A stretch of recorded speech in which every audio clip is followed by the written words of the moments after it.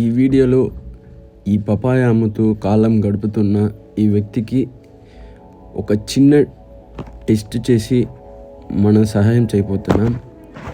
ఆ టెస్ట్ ఏమంటే జస్ట్ ఆయనతో వెళ్ళి ఒక పపాయ తీసుకొని తిన్న తర్వాత ఇలా డబ్బులు నేను మర్చిపోయాను, నేను ఇంట్లోనే పెట్టేసి వచ్చేసినాను అని చెప్పగానే ఆయన ఎలా రియాక్ట్ అవుతారో రియాక్ట్ అయిన తర్వాత మన సహాయం చేయబోతున్నాము.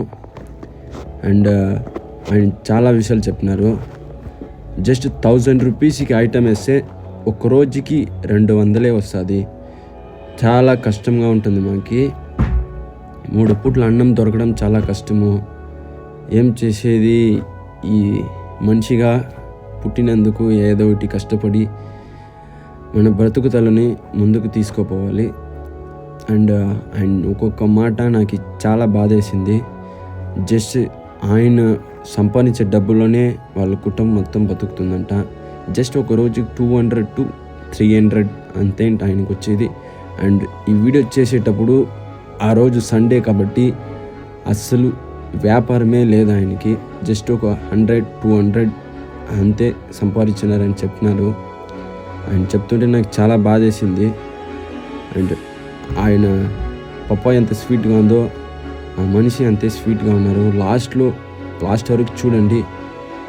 ఆయన జస్ట్ నేను చెప్పలేను, మీరే చూడండి.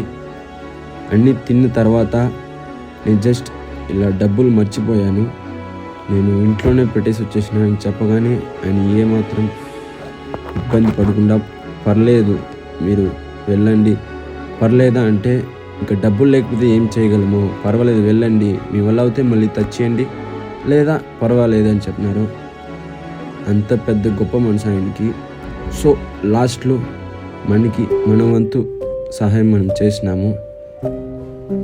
And they are happy, I'm happy.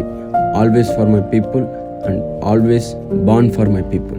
Thank you, love you all, stay out, stay safe.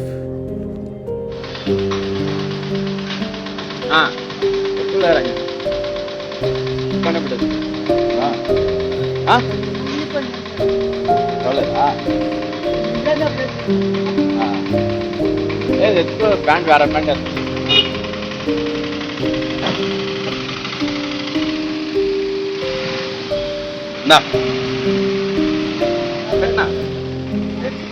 మంచిదానికి డబ్బు సరేనా? పెట్టుకో, నువ్వు పెట్టుకో సరేనా? మంచితనానికి సరేనా? సరే వస్తున్నా.